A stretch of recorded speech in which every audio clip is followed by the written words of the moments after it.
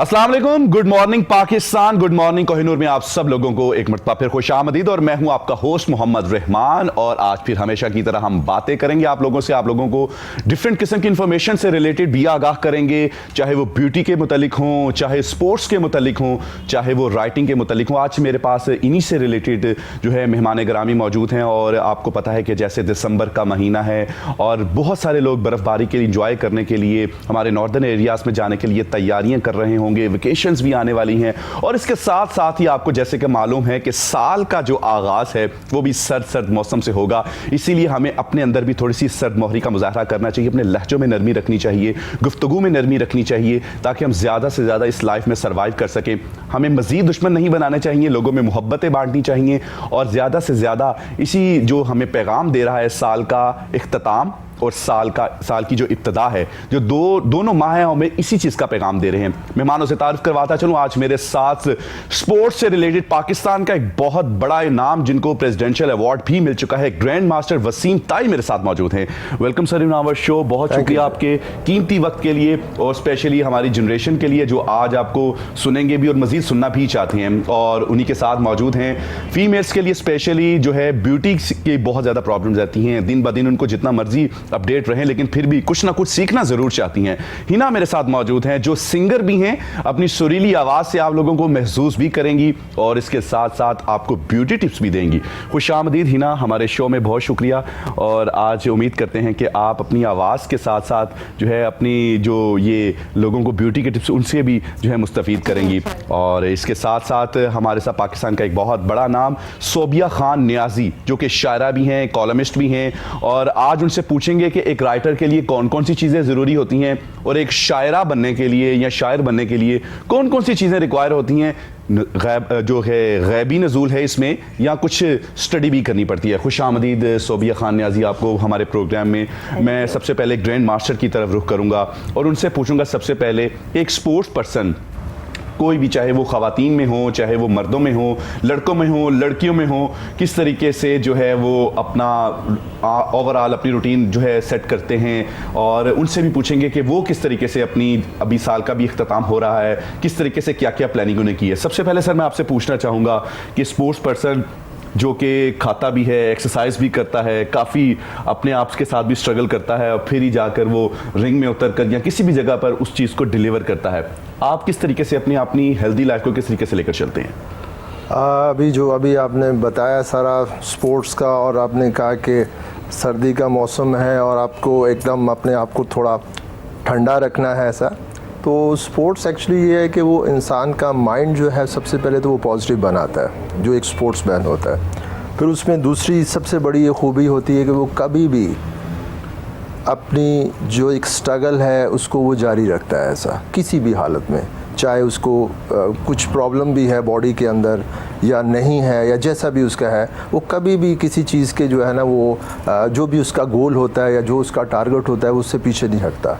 ये आम आदमी और स्पोर्ट्समैन में ये फ़र्क होता है, जो कि मेरे में भी फ़र्क है कि मैं, चाहे मुझे टेम्परेचर है, चाहे मुझे कोई प्रॉब्लम है, इवन कि एक दफ़ा रिंग के अंदर मेरा बाजू फ्रैक्चर हो गया ऐसा। Oh my God. आज से कोई, ये मैं बात कर रहा हूँ कोई 38-39 ईयर्स पहले की। तो मैंने रिंग में शो नहीं होने दिया कि बाजू फ्रैक्चर कि बाजू मेरा फ्रैक्चर हो गया है। और उसके बाद मुझे एक ब्रेकिंग करनी थी जो कि बहुत मतलब जो है ना वो एक स्ट्रॉन्ग वो थी, मार्बल की टाइल्स वगैरह सब कुछ। तो मुझे वो फ्रैक्चर क्योंकि हुआ था, बाजू आपका टूटा है? मुझे मेरा शोल्डर से फ्रैक्चर हुआ ऐसा। मैंने जब ऐसा ऊपर से जंप किया तो मेरा ये हिट कर गया नीचे। नहीं, अब एक्साइटमेंट में जब अंदर आए रिंग के अंदर नहीं, ड्यूरिंग वो एक ऐसा डेमोन्स्ट्रेशन था। अच्छा, उसके अंदर मुझे वो ऐसा रोल करना था, रोलिंग करनी थी और काफ़ी मतलब हाइट से वो करना था। तो जब मैं नीचे रोल किया तो मुझे ये, मैं इसको इनवर्ड पूरा नहीं कर सका शोल्डर को, तो शोल्डर मेरा टच हो गया नीचे फ्लोर पे। तो वो एक फ्रैक्चर जैसे हुआ, यानी मुझे पता चल गया कि हो गया ऐसा। एक होता है टूटना, एक था फ्रैक्चर का। फ्रैक्चर का ये होता है कि वो थोड़ी देर के बाद जब वो ठंडा आपका होता है बाजू या ऐसा, तो फिर उसकी पेन स्टार्ट होती है। ओके। फौरी तौर पे आप उसको, तो मुझे उस फ्रैक्चर हुए बाजू से मुझे 14 ब्रेक्स थी जो मैंने ब्रेक की। और मैंने किसी को पता नहीं चलने दिया। Very nice, very nice, very nice. ये मैं अब जबरदस्त जबरदस्त, ये पाकिस्तान का नाम है। आप देखें किस तरीके से ये स्पोर्ट्समैन जो है या स्पोर्ट्स पर्सन जितने भी खवातीन में हो मर्दों में हो, अपने मुल्क के लिए और स्पेशली जो उनके अंदर एक स्पोर्ट्समैन की स्पिरिट जिसे कहा जाता है और उसको कायम रखने के लिए वो किन किन चीज़ों से लड़ते हैं, बज़ाहिर हमें देखने को मिलता है शायद ये बहुत आसान अमल है, शायद ये बड़ी आसानी से इसे किया गया, लेकिन किस तरीके से फाइट करता है वो, ये आपको इन्हीं की जुबानी शायद पता चल रहा है। जी सर प्लीज़। जी, तो कहने का मकसद ये है कि स्पोर्ट्समैन में एक स्ट्रगल करने की, एक आम आदमी से हट के उसमें ये क्वालिटी होती है ऐसा। और स्पोर्ट्समैन ख़ास तौर पे जो मार्शल आर्ट है उसमें, स्पोर्ट्स तो सब अच्छी होती हैं, चाहे आप फुटबॉल खेलें, क्रिकेट खेलें, कोई स्पोर्ट्स बुरी नहीं होती, लेकिन मार्शल आर्ट में एक डिसिप्लिन होता है, एक रिस्पेक्ट, आपको बड़े सीनियर और जूनियर को कैसे आपको बात करना है, अदब जो है, जो कि अब नहीं है। अब समझते हैं कि जैसे जैसा वक्त गुजर गया है अब वो रिस्पेक्ट नहीं है, लेकिन मैंने आज भी, मुझे 40 इयर्स हो गए हैं पाकिस्तान में सिखाते हुए, 40 साल मैंने सर्व किए हैं और आज भी मैं उसी तरह ही सुबह 3 बजे 4 बजे उठता हूँ। अच्छा। और वैसा ही स्ट्रगल करता हूँ। 40 साल मैं वाहिद पाकिस्तानी हूँ जिसको माशाल्लाह इन 2018 और 19 के दरमियान 3 आलमी अवार्ड मिल चुके हैं। एक मुझे 2018 में बेहतरीन टीचर का अवार्ड मिला। Oh my God. 2019 में मुझे फादर ऑफ योगा का अवार्ड मिला। 13 अक्टूबर जो अभी गुजरा है उसमें मुझे मलेशिया में बेहतरीन जज का आलमी अवार्ड जो ज़बरदस्त है। ये हमारे लिए ऑनर की बात है। और पाकिस्तान का फ्लैग, पाकिस्तान का तराना, मेरे लिए ये सब कुछ है। जब ये सब होता है तो एक, आप तो समझते हैं, आप खुद स्पोर्ट्समैन हैं, तो उसके लिए क्या उसकी फीलिंग होती है, क्या वो वही महसूस कर सकता है, वो कोई और नहीं कर सकता। चलें सर, ये आपकी फीलिंग्स के ऊपर भी बात करेंगे, क्योंकि इस फीलिंग के साथ हमारे पाकिस्तान के बहुत सारे स्पोर्ट्समैन हैं और ख़वातीन में हो चाहे वो मर्द हजरात में हो, जो दिल बर्दाश्ता हो जाते हैं, उसके ऊपर भी बात करेंगे। लेकिन जो क्योंकि बहुत सारे कहते हैं कि जी इसमें स्कोप नहीं है, और आपने 40 साल सर्व किए हैं, आपके पास, आप जैसे कि बता रहे हैं, 3 आपके पास आलमी अवार्ड हैं, तो आपने क्या फ्यूचर प्लानिंग की है, किस तरीके से आप इनके लिए काम कर रहे हैं, क्या सोचा है, इसके ऊपर भी बात करेंगे। क्योंकि हमारे स्पोर्ट्स जो इस वक्त खवातीन और मर्द हजरात है वो बिल्कुल सुनना चाहेंगे, आपसे पूछना भी चाहेंगे कि हमारे बड़ों ने हमारे लिए क्या किया है। उनको दिल बर्दाश्ता होने की बिल्कुल ज़रूरत नहीं है। अभी इनसे पूछते हैं, सोबिया खान की तरफ मैं जाऊँगा और उनसे पूछेंगे कि जितने भी हमारे राइटर हजरात है इस वक्त देख रहे हैं, किस तरीके से वो अपने बाकी मामलात को भी ज़िंदगी के देखती हैं। उसके बाद उनसे ये भी पूछेंगे कि कॉलम लिखने के लिए कौन कौन सी चीज़ें जो है कंडीशंस ज़रूरी हैं। जी सोबिया, पहले तो ये बताइए कि एक लिखारी और एक शायरा हर वक्त किसी ना किसी चीज़ में जो है ना वो मुब्तला रहता है, क्योंकि उसके ऊपर हकीकतों का नज़ूल हो रहा है और वो उन्हीं चीज़ से, तगय्युर से निकल कर उनको अपने अल्फाज में जो है शक्ल देता है। अपनी आम ज़िंदगी में भी आप सोचती रहती हैं, आप किचन में हैं, कपड़ों में हैं, बच्चों के साथ हैं, किसी भी चीज़ में हैं, तो आपके ऊपर अल्फाज का नज़ूल होता रहता है कि उस वक्त भी आप अपने कामों के साथ कामों में रहती हैं? जी, बिस्मिल्लाहिर्रहमानिर्रहीम।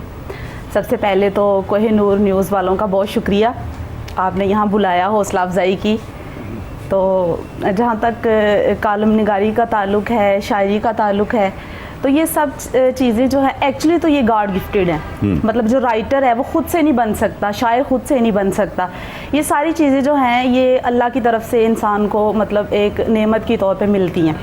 फिर उसके बाद ये है कि आपका मुतालिया बहुत ज़रूरी है। अच्छा। आपका जो मुतालिया है वो होना चाहिए। आप अपने जो मतलब राइटर्स हैं उनकी किताबें पढ़ें, आपके पास होनी चाहिए बुक्स जो आपको मतलब देती हैं इंफॉर्मेशन, वो देखें। फिर ये है कि मतलब कभी ऐसा हुआ कि किचन में चाय बना रही हूँ, किसी बच्चों के लिए कोई खाना वगैरह बना रही हूँ, एकदम आपको शेर की आमद हुई और आपने कहा 1 मिनट ठहर जाओ, मैं ज़रा पहले जाकर इसको लिख लूँ, फिर बाकी काम आकर बाद में करती हूँ? जी, ऐसे होता है। ऐसे भी मतलब एक जो औरत है उसको और भी बहुत सारे मामलात निपटाने पड़ते हैं, सारे काम बच्चों के, किचन के, बाकी भी सारे, बेशक वो मतलब वर्किंग लेडी भी हो, लेकिन फिर भी ये होता है कि उसको सारा कुछ देखना पड़ता है। जो उसकी मतलब बच्चों को तो माँ चाहिए ना घर में, उनको ये तो नहीं चाहिए कि मेरी माँ ऑफिसर है या कुछ समथिंग। उनको तो माँ चाहिए, फिर माँ हर तरफ उन्हें नजर आनी चाहिए। अच्छा, बच्चों में भी शौक जा रहा है इन चीजों का? नहीं, अभी तो नहीं है। नहीं, बच्चे रो रहे हो और आपने उनको शेर में चुप करवाया हो, शेर बोलकर नहीं, बच्चे अपनी डिमांड से ही चुप होते हैं, उनको भी ऐसा छोटे हैं। अच्छा, छोटे, आप उनको उन्हीं के ऊपर छोड़ेंगे जाएंगी, जो वो जी, खुद जी, बनना चाहेंगे जी, वो उसी में जी। वो खुद जाएंगी। तो ये होता है कि जो लिखने वाला लिखा रही है उसके माइंड में बहुत सारी चीज़ें चल रही होती हैं। आप कोई भी काम कर रहे हैं, चाय बना रहे हैं, आप खाना बना रहे हैं, आपके जहन में कोई ना कोई मतलब आपके जो आपका जो लिखने का काम है ना, कुछ ना कुछ जहन में आ रहा होता है। कभी होता है ऐसा कि कोई शेर या कोई समथिंग, कोई वाक़या जहन में बार बार आ रहा होता है। फिर ये होता है कि अगर आप शायरी का तो ये है कि अगर आप उसी वक्त उसको सफाई करदास पे बिखेर दे तो बेहतर है। नहीं तो वो जो तसलसल होता है वो टूट जाता है। तो फिर आपके जहन में इमेजिनेशन में होता तो है नहीं, आपका तसलसल चल रहा है और आप अपने हस्बैंड के कपड़े जो है आयरन कर रही हैं, एकदम वो तसलसल चल रहा है और वो चलते चलते जो है वो कपड़े वहीं से जल गए और आके हस्बैंड ने कहा क्या हाँ चल रही हो, तो आपने कहा जी इस तरह तसलसल चल रहा है। कभी ऐसा लाइफ में हुआ हो? ऐसा अभी तो नहीं तजुर्बा हुआ। चले जी, दुआ को ऐसा ना ही हो, क्योंकि समटाइम ऐसी सारी बात है, उनको तो फिर वो काम अपने चाहिए। जी जी, अच्छा। वो उनको काम अपने चाहिए, ऐसा होता तो नहीं है। लेकिन ये है कि फिर मैं कभी कभी होता है मेरे मतलब खास तौर पे शायरी का हो रहा, तो मैं टाइम वहाँ से करके ना मैनेज, तो मैं वो थोड़ा लिख लेती हूँ कि कहीं ये ख्यालात जो है ना वो इधर उधर ज़ाया ना हो।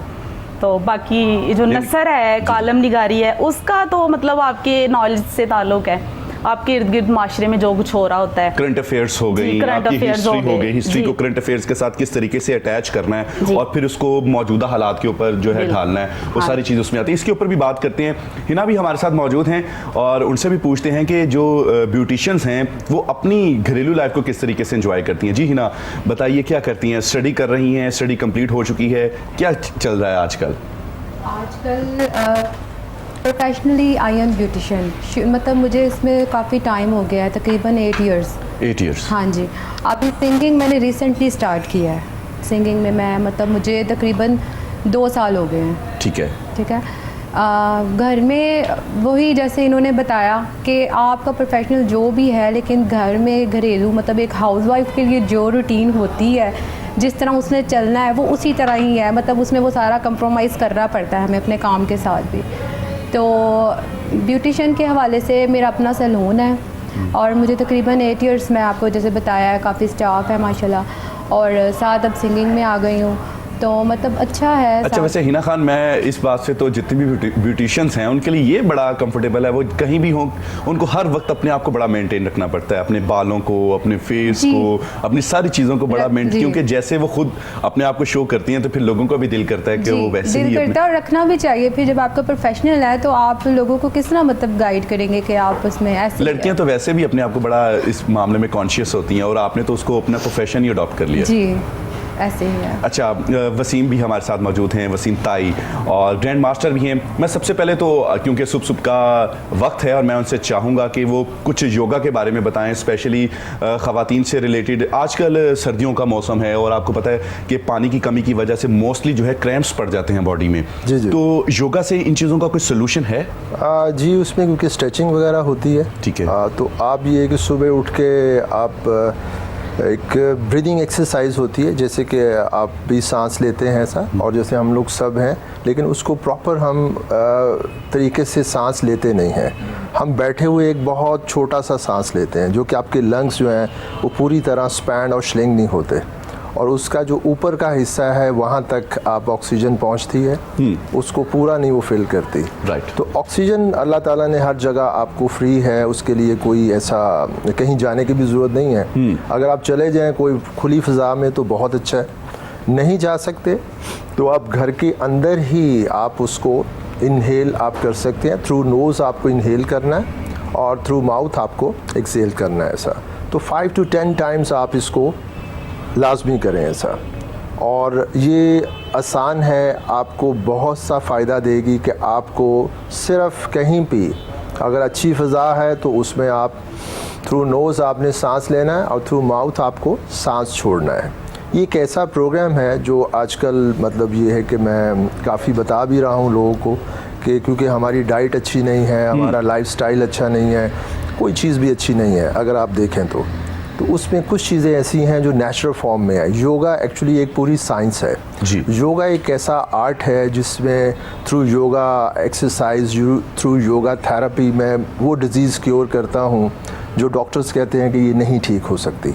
अच्छा। हाँ, मतलब ये, और फिर मैंने पूरे पाकिस्तान में अल्लाह का शुक्र है कि हम 2 तरह का करते हैं। एक तो हम कमर्शियल है, उन लोगों से चार्ज करते हैं जो पैसे दे सकते हैं, Very nice. बाकी 99% आप समझें कि फ्री है ऐसा। मैंने पूरे पाकिस्तान में लास्ट 40 ईयर्स से नॉन कमर्शियल सेंटर्स बनाए हुए हैं जिसमें मार्शल आर्ट की ट्रेनिंग होती है ताकि बच्चे वो स्मोकिंग ना करें, ड्रग्स ना लें, अपनी एक्स्ट्रा एनर्जी को मिसयूज़ ना करें। तो इस टाइप का हमारा वो एक प्रोग्राम तो वो चल रहा है। अभी मैं आपको बताऊंगा जो अभी आपने क्वेश्चन किया है उसका एक्सरसाइज का।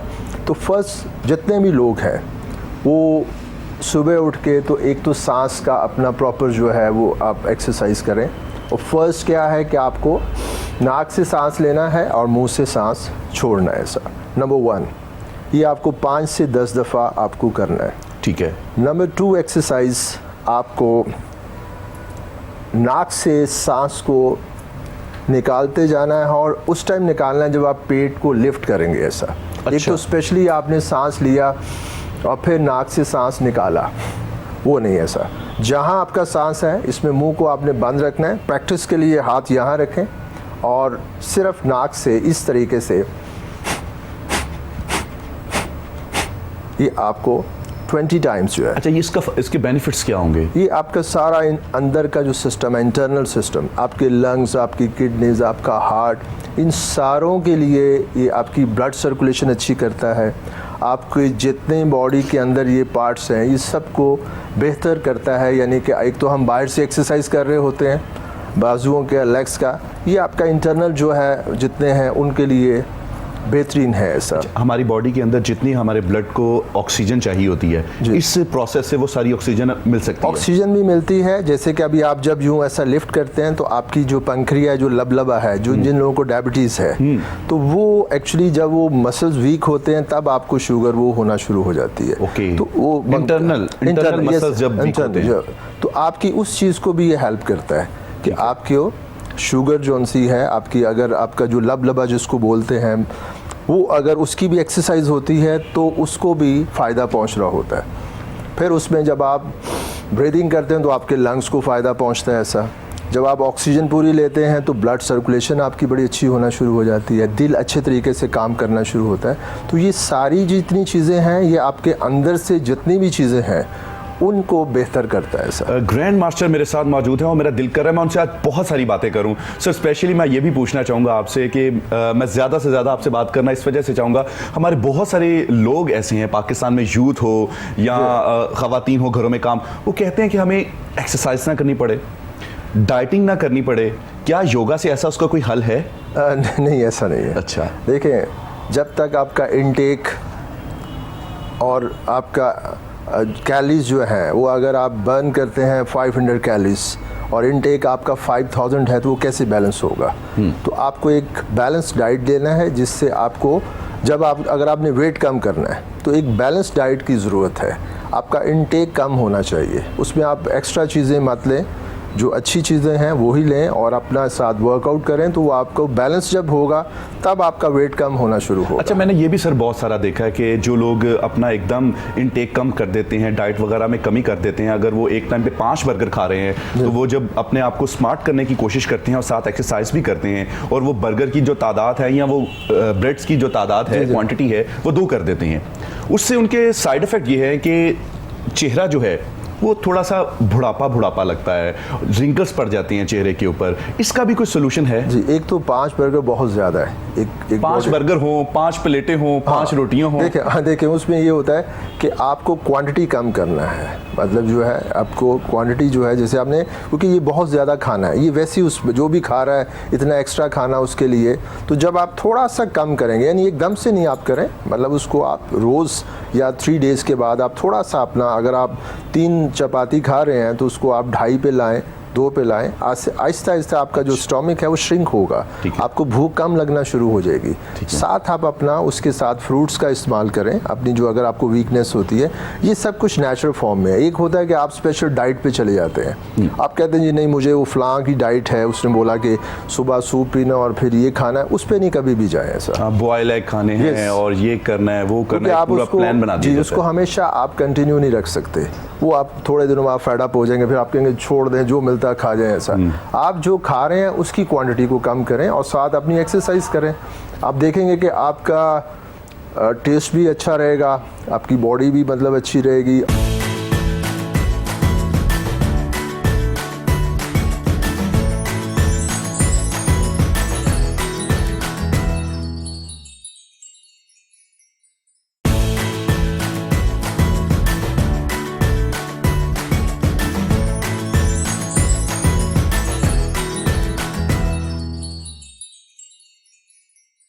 हमारी ज़्यादातर जो आवाम है वो अफोर्ड नहीं कर सकते, जॉब करते हैं या उनके पास बड़े महदूद ज़राए हैं, जो वसाइल हैं जिसकी वजह से वो अपना ज़िंदगी के बाकी मामला चलाते हैं।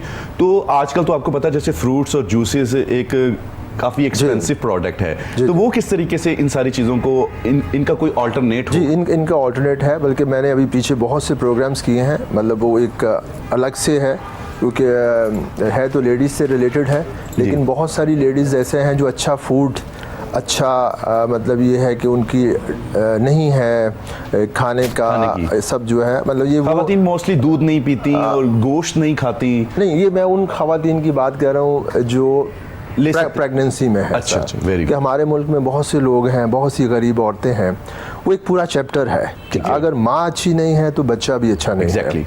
अगर माँ की हेल्थ अच्छी नहीं है तो बच्चे को भी लंग्स का प्रॉब्लम होगा, बच्चों को भी हार्ट में आपने देखा होल होता है, बच्चों के भी बहुत से।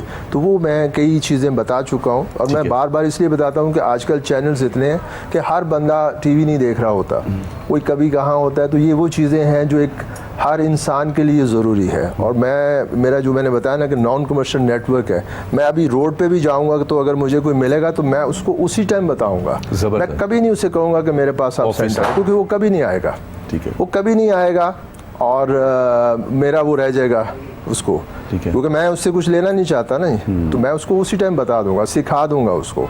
तो मेरा दिन में ज़्यादा टाइम ऐसा होता है कि अगर मैं किसी जगह पे चला जाऊँ तो मैं अगर वो देखता हूँ तो मैं ख़ुद उसको बताता हूँ। बल्कि अभी पिछले दिनों मैं टोक्यो से टैक्सी पे एयरपोर्ट जा रहा था तो वो बंदा मुझे थोड़ा सा बूढ़ा लगा, थोड़ा वो कर रहा था कहाँ से, तो मैंने उसको पूछा, तो वो इंग्लिश भी थोड़ा जानता था, तो उसने बोला, तो मैंने उस टैक्सी में वहाँ से जहाँ से लेके एयरपोर्ट तक मैंने उसको बहुत सी एक्सरसाइजेज सिखा दी जो कि वहाँ नहीं है, दुनिया में कोई ऐसे नहीं करता। लेकिन उस बंदे ने मेरा इतना थैंक यू किया, इतना किया, और उसने मुझे कहा कि ऐसा, मतलब मैंने ये पहला बंदा देखा है जिसने मुझे ऐसे टाइम दिया है। सर अभी आप बताने वाले थे कि जो प्रेगनेंसी के दौरान डाइट वगैरह वो एक्चुअली पूरा एक प्रोग्राम है, लेकिन ये है कि वो भी एक अच्छी चीज़ है, इंशाल्लाह उस पर भी मतलब बताने का मकसद ये है कि इस तरह की भी चीज़ें हैं ऐसा, जिसके अंदर जो मेन मैं अभी जो मैंने शुरू करवाया, ये आपको 2 एक्सरसाइजेस, ठीक है, आपको ये कम से कम 4 to 5 एक्सरसाइजेस करनी है जो बिल्कुल सिंपल हैं, और उसके लिए आपको कहीं जाना नहीं है, कोई मशीन की ज़रूरत नहीं है, कोई पैसों की ज़रूरत नहीं है, घर में बैठ के आप नॉर्मली कर सकते हैं। आप कर सकते हैं। मतलब आप देखें ना, इसका एक सबसे बड़ा आपको फ़ायदा होगा कि आप चंद दिनों में ही आपको लगेगा कि जैसे हम पानी पूरा करते हैं ना बॉडी का, इस तरह ऑक्सीजन भी पूरी करनी होती है, जो कि हम कम लेते हैं। मतलब जी तो रहे हैं, लेकिन अभी भी आप जैसे बैठे हम सब, तो हम इतना सा सांस ले रहे हैं बस, जो कि आपको बड़े सांस लेने हैं। अभी 2 साल पहले एक डॉक्टर साहब हैं, उनको नोबेल प्राइज़ मिला है, लेकिन वो किस चीज़ पे मिला है कि जी बड़े सांस लें। तो यही चीज़ मैं 40 साल पहले से बता रहा हूँ कि आपको बड़े सांस लेना है, बड़े सांस लेना है। ये अल्लाह की ख़ास नेमत है जो हर जगह है, उसके लिए कहीं जाना नहीं, लेकिन तरीका नहीं है, लोगों को ये नहीं पता कि लेना कैसे है ऐसा। ठीक है, तो नंबर ये जो है 2 मैंने आपको जैसा बताया है, पहले सांस और फिर ऐसा लिफ्ट करना है। और नंबर 3 वो एक ऐसा आपको फ़ायदा देगी कि दिखने में तो ऐसा है कि ये बिल्कुल एक सिंपल सी चीज़ है, लेकिन वो आपकी 100 नहीं हज़ारों वेन्स से निकल के वो सांस जाता है ऐसा। समझे ना, 100 नहीं 50 नहीं हज़ारों। तो उसमें सिंपल अगर कहें तो अभी मैं बता दूँ। श्योर बिल्कुल। उसमें आपको राइट नॉस्ट्रल ये प्रेस करना है अपना दायां जो है, और लेफ़्ट से आपको एक लंबा सांस खींचना है, और फिर लेफ़्ट प्रेस कर लें, राइट से पूरा सांस निकाल दें, वही जो आपने सांस लिया है। अच्छा, ये अमल जो है डिप्रेशन को भी दूर करता है। यस, अगर आप आंखें बंद कर लेंगे तो इसकी एक second. That was my question। जी, मैं अभी करने ही वाला था आपसे ये क्वेश्चन, और आपने उसका बड़ी खूबसूरती से बता भी दिया। तो वो उसमें थोड़ा सा इसको चेंज करना है, तो आप ऐसे रिलैक्स होना शुरू हो जाएंगे, जैसे कंप्यूटर या उसको आप एकदम स्टक होता है ना, तो थोड़ी देर के बाद वो क्योंकि तो स्टार्ट में आपने इसका एक अमल बताया था ना कि आपने जब सांस लेना है तो मुंह से निकालना है, तो मैं थोड़ा सा उसमें ये था कि हम सम टाइम उसको यहाँ से भी करते हैं, तो ये वो एक अलग अमल है और ये एक अलग प्रोसेस है, सब अलग अलग है। और बाहर जब ये सारा मैंने उसको इसके लिए कितना टाइम रिक्वायर है सर? 5 मिनट्स। 5 मिनट्स आपने कंटिन्यू 3 मिनट्स 5 नहीं, सारी एक्सरसाइज का सारी एक्सरसाइज सिर्फ 5 मिनट आपने अपने आप को देने हैं, ज़्यादा नहीं देने। तो आप ऑफिस में बैठ के, ये मैं वो बता रहा हूँ क्योंकि मुझे 26 मई को मैंने एक नया प्रोग्राम लॉन्च किया थाईलैंड में, जिसमें मुझे फादर ऑफ योगा का अवार्ड दिया गया। मैंने जहाज़ के अंदर बताया कि आपको 18 घंटे जो 15 घंटे की फ़्लाइट होती है तो आपको क्या करना है।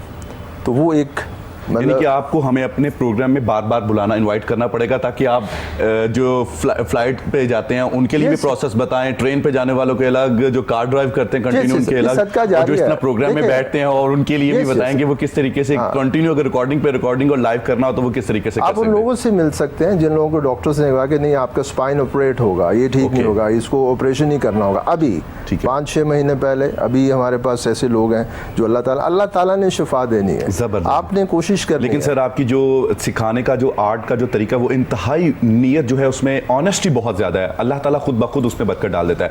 हिना खान की तरफ रुख करते हैं और उनसे पूछते हैं कि स्पेशली जो ख़वातीन जिनकी स्किन ड्राई है और वो फेशियल वगैरह करवाती हैं और 1-2 दिन बाद फिर उनकी स्किन वैसे की वैसे ही रह जाती है, इसमें आखिर कौन सी ऐसी चीज़ें हैं छुपी हुई हैं जो दोबारा उनकी स्किन ड्राई हो जाती है? क्या आया कि वो फेशियल की प्रोडक्ट ठीक नहीं है, फेशियल ठीक से नहीं किया गया, या उनकी स्किन में कोई प्रॉब्लम है?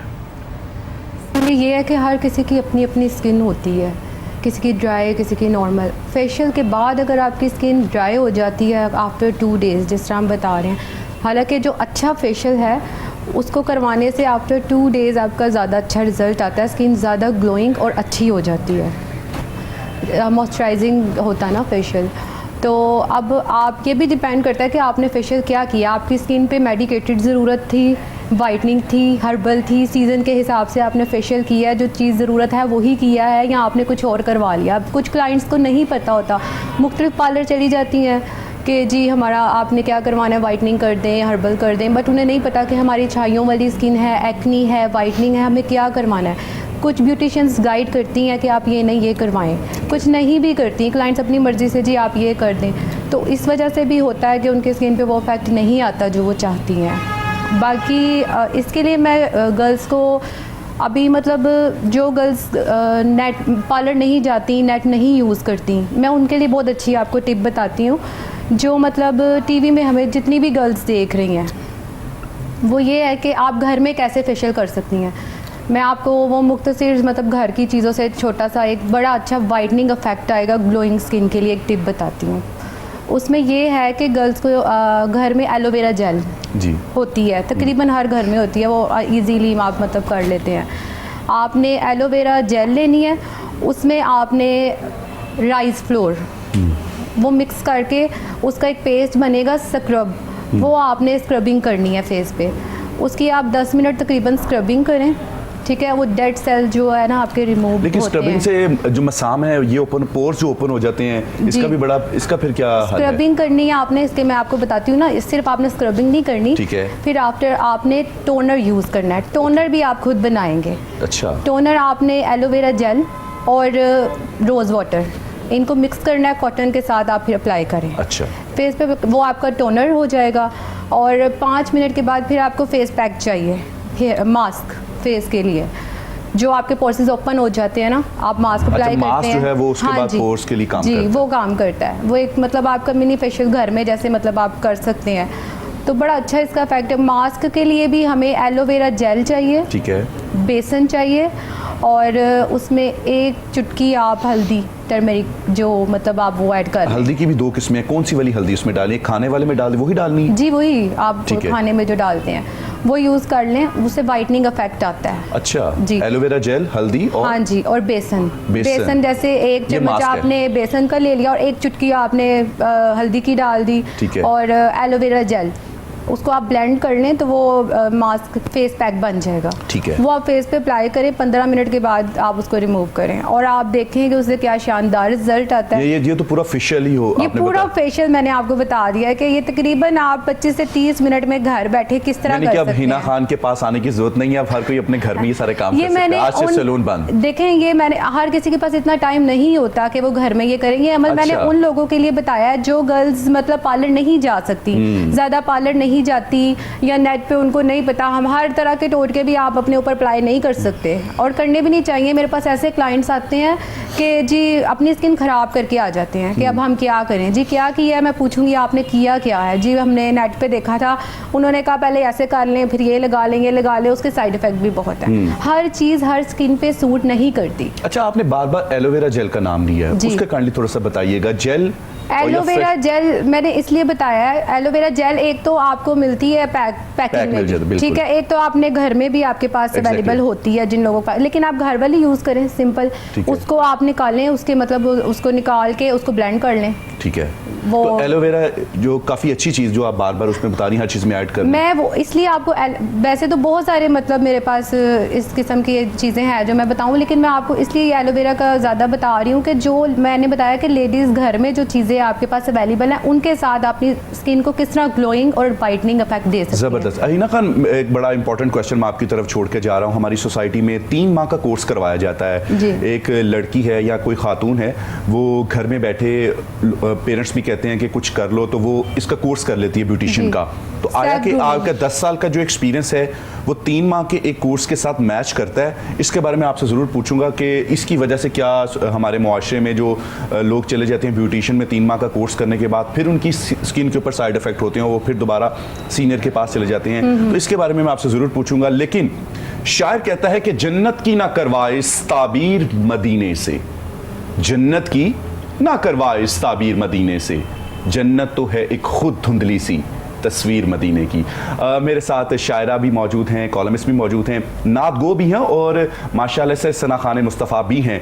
मैं उनसे शायरी का आगाज़ मैं पूछूंगा कि माशाल्लाह से आका अलैहिस्सलातु वस्सलाम की हयात तय्यबा और किस तरीके से वो उन्होंने इसके ऊपर भी अपनी ज़िंदगी का आगाज़ किया, अपनी ज़िंदगी में इसको किस तरीके से लेकर आई, क्योंकि इंसान दुनियावी मामला तो करता रहता है, लेकिन जो हमारे आखिरत के मामलात हैं उनको भी साथ लेकर चलना हर इंसान के लिए बड़ी खुशकिस्मती की बात है। जैसे कि ग्रैंड मास्टर बता रहे थे कि वो फलाह के लिए, इस्लाह के लिए और लोगों के लिए उनकी कोई ऐसी कंडीशन नहीं है, जो पैसे दे सकते हैं ठीक है, लेकिन वो रास्ते में भी खड़े होकर लोगों को बता देते हैं। तो दीन तो उनको अल्लाह ताला ने सुपर्ब कर दिया है, लेकिन वो अपनी आखिरत को भी साथ देकर चल रही हैं। जी सोबिया, बताइएगा थोड़ा सा इसके बारे में भी।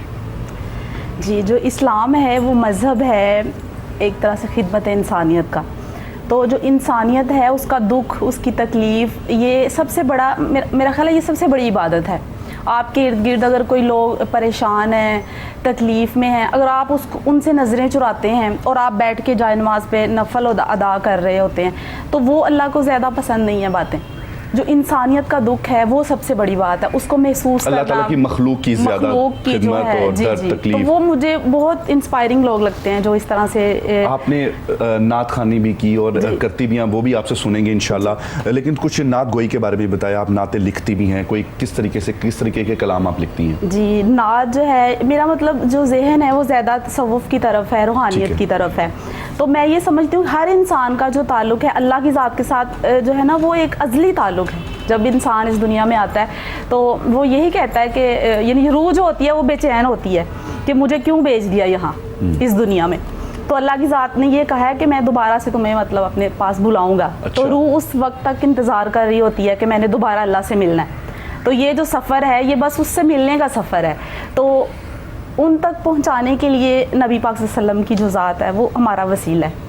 हमें पता नहीं था कि अल्लाह की ज़ात क्या है, हमें नबी पाक सल्लल्लाहु अलैहि वसल्लम ने बताया कि अल्लाह एक है, उसकी इबादत करें, वही है सब कुछ, वो देने वाला है, उसने ही मतलब सब कुछ देना है। दुनिया में बहुत सारे सहारे हैं लेकिन सबसे बड़ा सहारा अल्लाह ताला की ज़ात है।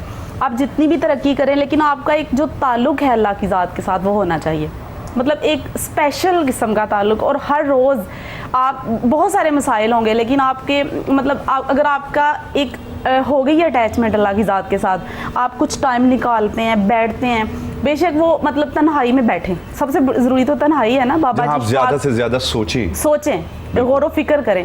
तो बाबा जी शफ़ाक़ अहमद भी कहते थे कि वो लम्हे कि जब सूरज ग़ुरूब हो रहा हो तो आप टेक लगा के बैठें और अल्लाह की ज़ात के साथ आपकी गुफ्तगू हो, आप सोचें आपने क्या मतलब वो एक रूहानियत और एक इंस्पायरेशन मुझे हमेशा से रही है। ज़बरदस्त। तो उससे फिर नात लिखना तो बहुत बड़ी सादत है। ज़बरदस्त। मैं ये समझती हूँ कि नात जो है वो अगर कोई लिखता है तो वो एक बहुत बड़ी एक नेमत उसको मिल जाती है। बिल्कुल जी, रूह तो इंसान की जैसे कि अभी आपने बताया कि बेताब रहती है और हर वक्त वो इसी तरीके से होती है, किसी ना किसी तरीके से खाल के हकीकी से मिले। और कहीं तो शाक ये भी कहते हैं कि कब्र में सरकार आए और मैं कदमों में गिरूं, गर फरिश्ते भी उठाएं तो मैं उनसे यूं कहूं, मर के पहुंचा हूँ इस दिलरुबा के वास्ते। तो मैं सोबी खान आपसे मज़ीद ये भी जानना चाहूँगा, हमारे राइटर्स जो लिखना चाहते हैं, कॉलमिस्ट बनना चाहते हैं, उनके बारे में भी कुछ बताएं। फिर उसके बाद आपकी किताबों के बारे में भी बात करेंगे, आपकी शायरी के बारे में भी बात करेंगे। लिखने का जो मतलब एक है, ये कुदरती बात होती है कि इंसान जिस तरफ आपने जाना होता है ना, आपको शुरू से वो सोच आ जाती है कि आपने ये मतलब फील्ड अपने लिए चुनना है, या फिर ये आपका उधर ही जहन होता है, आपका दिल उस तरफ यानी सोच रहा होता है। तो मैं सबसे पहले मतलब जो मैंने नज़म लिखी थी वो कॉलेज लाइफ से स्टार्ट था। मुझे इतने इंस्पायरिंग लोग लगते थे ये लिखने वाले जो थे। मैं पढ़ती थी बड़े बड़े राइटर्स को, शायर जो थे उनको, अदीब सबको। तो मुझे इतना मैं कहती थी यार ये कैसे लोग हैं, ये हम जैसे वो ऐसे लोग हैं, उनके किसी के बाल बड़े हैं, पता नहीं मैं क्या सोचती थी, हुलिया चेंज है, तो वो इस वजह से भी शायद आपको थोड़ा सा हाँ मतलब थोड़ा था। और मैं कहती थी जिन पे लफ्ज उतरते हैं तो मुझे इतने वो लगते थे, कोई मैं कहती थी ये कोई और ही मखलूक है ये, या फिर ये कोई बहुत स्पेशल लोग हैं। तो मतलब मुझे बहुत था कि मैं भी कुछ लिखूं, मैं भी इन जैसी अच्छा लिखूं। हाँ, लिखने की हवाले से मैं कह रही हूँ कि मेरे ज़हन में था कि मैं भी लिखूं और मैं इस तरह से कुछ कर सकूं। तो वो कहते हैं ना कि कोई लम्हा ऐसा होता है जो कबूलियत का होता है, तो बस वो कबूल तो हो वो गया और आपने मतलब लिखा। कबूलियत का लम्हा था कि जब मेरे दिल में ऐसी हसरत बड़ी है, ख्वाहिश आई कि मैं भी लिख सकूं, तो फिर बस लिखा। चलें, राइटर्स बनने के लिए जैसे कि वो बता रही हैं, ज़्यादा से ज़्यादा गौर व फिक्र करें, तन्हाई में रखें, मुताला करें, ये सब चीज़ें आप लोगों के लिए बहुत ज़रूरी हैं। हिना खान की तरफ रुख करते हैं क्योंकि ब्यूटिशियन के साथ साथ उनकी आवाज़ भी बहुत खूबसूरत है और मैं चाहूँगा कि वो हमारे लिए कुछ गुनगुनाएं। जी हिना।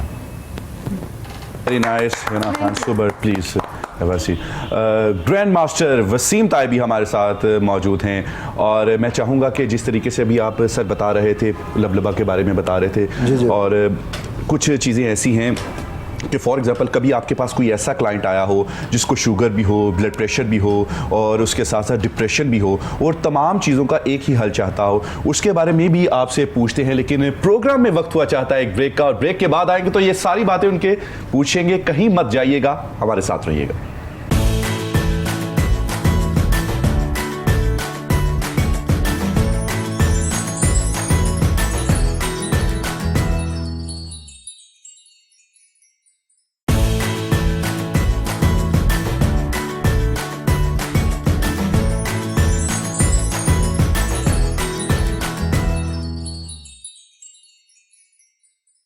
वेलकम बैक नाज़रीन, गुड मॉर्निंग। कोहिनूर में एक मरतबा फिर आप सब लोगों को खुश आमदीद। गुफ्तगू हो रही है और हमारे साथ ग्रैंड मास्टर मौजूद हैं, इसके साथ साथ हिना खान मौजूद हैं और सोबिया खान न्याजी शायरा भी हैं, कॉलमिस्ट भी हैं, वो भी मौजूद हैं। उनसे उनकी शेर व शायरी भी सुनेंगे। लेकिन ब्रेक से जाने से पहले ग्रैंड मास्टर से एक सवाल था कि वो पेशेंट जो डायबिटीज़ और ब्लड प्रेशर और डिप्रेशन का शिकार हैं, क्या आया कि उनके लिए कोई ऐसा योगा में कोई सोल्यूशन है कि वो एक ही एक्सरसाइज करे और सब एक ही एक्सरसाइज से उन्हें आराम मिले? जी सर।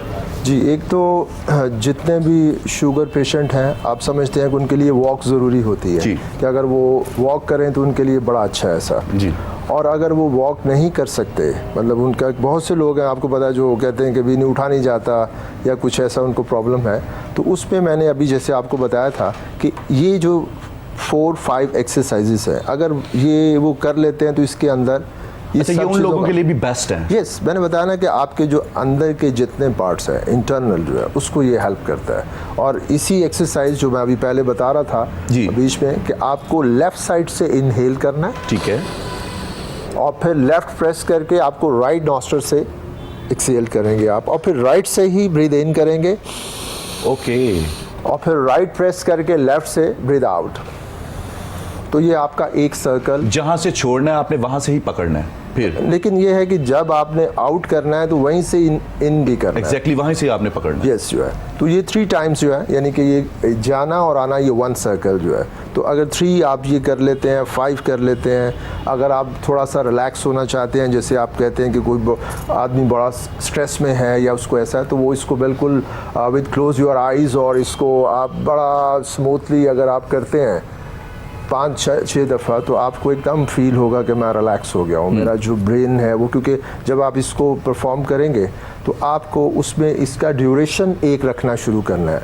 ये उन लोगों के लिए जो डिप्रेशन के लिए है सर, यानी इनहेल करते हुए आपको देखना है कि मैं कितना सेकंड्स में इसको सांस ले रहा हूँ, और उतना ही सेकंड्स आपको सांस रोकना है, और उतने ही सेकंड्स में आपको सांस को निकालना है, और फिर उतने ही सेकंड्स में आपको सांस को लेना है, फिर होल्ड करना है और फिर ब्रीथ आउट करना है। जब आप ये पूरा ऐसा करेंगे तो आप थोड़ी देर के लिए हर चीज़ से कट जाएंगे, क्योंकि आपको पूरी कंसंट्रेशन के साथ ये करना होगा। तो जब आप माइंड को एकदम थोड़ा फ्री छोड़ेंगे तो आप ऑटोमेटिकली रिलैक्स और वो आप हो जाएंगे ऐसा। तो एक तो ये आप 2 तरीके से कर सकते हैं। होल्ड करना है अगर आपको थोड़ा सा स्ट्रेस है, तो अगर आपको वैसे अगर आप करना चाहेंगे तो आप इनहेल करके फ़ौरन ही आपको ब्रीथ आउट, और फ़ौरन दोनों तरीके से आप इसको परफॉर्म कर सकते हैं। और थर्ड मतलब इसमें कि आपको नाक से सांस लेना है और नाक से निकालना है, मुंह को बंद रखना है। आपको इनहेल करेंगे और तो लंबा सांस, यानी आपको महसूस हो कि मैंने बड़ा सांस लिया है, और ये बड़ा सांस एकदम से आम आदमी नहीं ले सकेगा, क्योंकि उसके लंग्स जो हैं वो इसी तरह ही हैं जैसे एक नया बैलून होता है। बहुत आप समझते हैं कि मुश्किल से में उसमें हवा भरी जाती है, तो जब फ्लेक्सिबिलिटी नहीं होती, जब आप 2-3 टाइम्स उसमें भरते हैं तो क्या होता है, वो फ्लेक्सिबल खत्म हो जाएगी, वो फ्लेक्सिबल हो जाता है। तो इसी तरह इंसान, पहले जो नए लोग हैं वो एकदम से बड़ा सांस नहीं लेंगे, क्योंकि अगर लेंगे तो उनको थोड़ा सा चक्कर भी आ सकते हैं, क्योंकि इतनी ऑक्सीजन उनकी बॉडी ने ली नहीं होती। तो जैसा प्योर कोई चीज़ लेते हैं तो थोड़ा आपको पता है, बहुत से लोग हैं अगर प्योर दूध पी लें तो उनका पेट ख़राब हो जाता है। बिल्कुल। तो ऑक्सीजन भी आपको स्टेप बाय स्टेप जो है आहिस्ता आहिस्ता आप बढ़ाते जाएंगे, लंग्स आपके जो हैं वो फ्लेक्सिबल होते जाएंगे, तो आपको महसूस होगा कुछ दिनों में कि आप बड़ा सांस लेने लगे हैं ऐसा। तो ये आपको सांस नाक से लेना है और नाक से नहीं, नंबर 1 नाक से सांस लें और मुंह से छोड़ें। नंबर 2 वन साइड से आपको जो है लिफ्ट करना है। नंबर 2 और नाक से सांस को निकालना है। एंड नंबर 3 नॉस्ट्रल ब्रीदिंग, आप इधर से लेंगे, इधर से निकालेंगे और फिर इधर से लेके। और नंबर 4 नाक से सांस लेना है और नाक से ही छोड़ना, नाक से निकाल। ये 4 एक्सरसाइजेज अगर आप रेगुलर कर लेते हैं, हर इंसान के लिए ये ज़रूरी है। अच्छा सर, इसमें मैं आपकी एक और बात आपसे लेना चाहूँगा कि मोस्टली डायबिटीज़ के जो पेशेंट्स हैं उनकी काफ में बहुत ज़्यादा पेन रहती है। जी। आया कि ये प्रोसेस जो है उन चीज़ों के लिए भी है कि उसके लिए कोई फिजिकल एक्सरसाइज है? उसमें एक्चुअली जो भी शुगर पेशेंट होते हैं, एक्चुअली डायबिटीज़ जो है एक धीमक होती है, धीमक की तरह आपको चाट रही होती है। ठीक है। और आपके घुटनों में, हड्डियों में, मतलब अभी मुझे परसों की बात है जो सैटरडे की, तो एक मुझे ऐसे साहब मिले जिनकी हड्डियाँ फ्रैक्चर होना शुरू हो गई हैं। अच्छा, डायबिटीज़ की वजह। तो उनको मैंने बड़ा समझाया किया, वो बोले ये टाइम नहीं है, तो मैंने उनको वहीं पे कुछ सिखाया। अच्छा। क्योंकि मुझे पता था कि ये नहीं आएंगे। तो सर मैं चाहूँगा कि आप थोड़ा सा इधर भी शेयर करें। जी, उसमें नंबर 1 तो ये है कि आप फ़िलहाल तो कोई भी एक्सरसाइज शुरू करें ऐसा, मतलब अभी क्योंकि कुछ चीज़ें ऐसी हैं जो आपको मतलब जो हमारे योगा के अंदर हैं वो चीज़ें आपको पता थोड़ा वो समझाना पड़ता है। ये प्रोग्राम तो आप रखें जो ब्रीदिंग का, जो आप इजीली बैठ के वो कर सकते हैं। वॉक ज़रूरी है, आप वॉक शुरू करें। और फिज़िकल जो फ्री हैंड एक्सरसाइजेज हैं, जैसे आप सिंपल मेरा हर बंदा कुछ ना कुछ जानता है। जी। और अगर उसको प्रॉपर कुछ चीज़ें सीखनी हैं तो हमारे से वो फ्री कॉल करके हम उसे टाइम देंगे, वो फ्री सीख के जा सकता है ऐसा। क्योंकि उसके लिए थोड़ा सा आपको मैट और कोई ड्रेसिंग ऐसी होनी चाहिए ताकि आप उनको फिज़िकली सारा वो समझा सके। तो वो जिन लोगों को यहाँ ये सब प्रॉब्लम्स हो रहे हैं वो कुछ फिज़िकली एक्सरसाइज नहीं कर रहे, ठीक जो है। कि शुगर पेशेंट को हर सूरत करना है। वॉक करनी चाहिए। वॉक तो पहला है ना जी, ठीक वॉक है। तो वो हर सूरत करें। ठीक है। उसके बाद जब आप वो दूसरी एक्सरसाइजेस करेंगे, अगर योगा की करेंगे तो और फ़ायदा है। फ़ायदा ये है कि आपका जो बॉडी को डैमेज होने का प्रोसेस है ना, जो शुगर आपको डैमेज कर रही है वो stop हो कभी वो स्टॉप हो जाएगा। आप इस तरफ जा रहे हैं, वो रुके, जैसा वो रुकेगा तो आप अच्छा होना शुरू हो जाएंगे। पहले तो रुकने से ही अच्छा होने शुरू हो जाएंगे, क्योंकि रोज़ आप ख़राब हो रहे हैं। तो जैसे ही उसका फ़ायदा आपको होना शुरू होगा, तो बहुत से लोग, मतलब हमारे एक ऐसी मेरे पास फैमिली है जिनके बच्चे ही बाय बर्थ जो है उनको शुगर होती है सर। अच्छा। लेकिन ये है कि उन्होंने इसको हवा नहीं बनाया, इसको ये नहीं किया कि जी ये शुगर है अब हम क्या करेंगे, नहीं, वो ज़िंदगी के सारे काम करते हैं और माशाल्लाह आपकी तरह फिट हैं वो। ज़बरदस्त। तो उसकी क्या वजह है कि एक्सरसाइज। शुगर पेशेंट जितने भी हैं उनके लिए सबसे ज़रूरी ये है, ये कोई हल नहीं कि आपने इंसुलिन लगा लिया और आपने कहा ठीक है मेरा ये टैबलेट्स खा ली।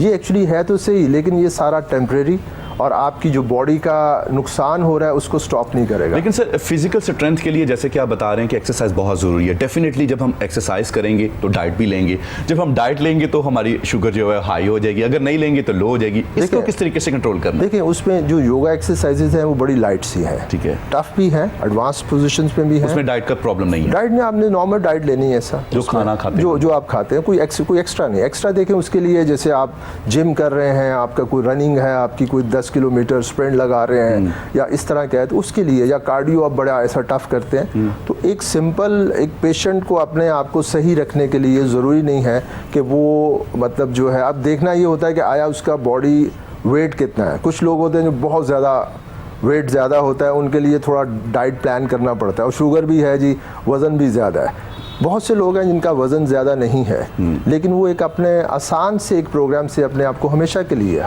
लिए फिर शुगर का मैं एक और चीज़ आप सबको बताऊं कि योगा के अंदर हम जो क्योर करते हैं डिज़ीज़, जैसे आपका घुटने का इशू है, आपका कमर का इशू है, फ्रोज़न शोल्डर है, सर्वाइकल है, ऑर्थराइटिस है, आपको बॉडी के अंदर मसल्स, जैसे इन्होंने बताया कि मस्कुलर जोन से हैं, आपकी कोई ऐसा मसल्स आपके पुल हो जाते हैं या आपके मसल्स जोन से हैं वो ज़्यादा स्टिफ हैं, तो उसमें आपको सबसे बड़ा ये फ़ायदा होता है कि एक तो आपका वो जो डिज़ीज़ है, योगा उस चीज़ को क्योर करता है, साथ आपका फिटनेस लेवल बड़ा अच्छा करता है।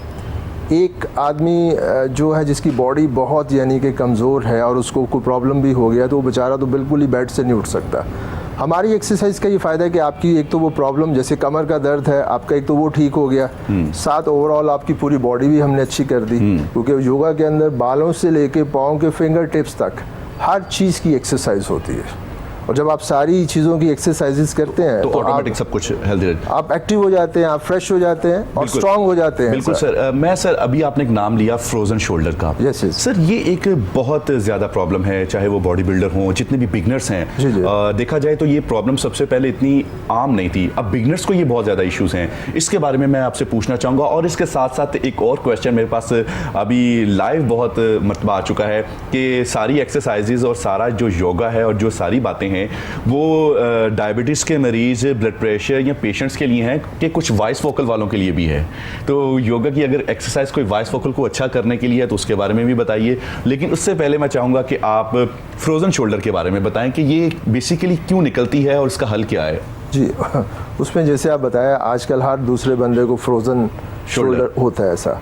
उसमें एक तो डाइट का भी इशू है, फिर हमारा, मैंने बताया, लाइफस्टाइल कुछ ऐसा है। कुछ लोग हैं बिल्कुल ही एक्सरसाइज नहीं करते, और कुछ लोग ऐसे हैं कि अगर उनको कोई फ्रोजन शोल्डर होता है तो फ़ौरन डॉक्टर से कोई इंजेक्शन लगवा देते हैं। एक्जैक्टली, वो इंजेक्शन लगवा के उस पेन को फ़ौरन, मतलब पेन वही है, सिर्फ उसको महसूस नहीं होता, आपका मर्ज बढ़ता जाता है। क्योंकि हमारे पास कई लोग ऐसे आते हैं जो स्पाइन में और फ्रोज़न, इसके लिए इंजेक्शन उन्होंने लगवाए हैं, और अपना बिल्कुल बेड़ा गर्क करने के बाद वो फिर ये होता है कि पहला इंजेक्शन आपके 2 साल या साल आपका टाइम आपको देता है, फिर 6 मंथ, फिर 3 मंथ्स, फिर करते करते कुछ लोग ऐसे भी हैं जिनका 1 हफ्ते के बाद भी वो इंजेक्शन का असर ख़त्म हो जाता है। तो वो ऐसी हालत नहीं करें। सिंपल सा है, अगर किसी का फ्रोज़न शोल्डर है तो आपने इसको रेस्ट नहीं देना, आपने एक ऐसा कपड़ा बांध के, ठीक है, ऐसा उसको आप रोज़ ऐसा पकड़ें, ठीक है, या दीवार के ऊपर जैसे चलते हैं पाँव से, ऐसे ऐसे आपको हाथे चले, यानी इसको आपने रेस्ट नहीं देना, रेस्ट नहीं देनी। फिर आपको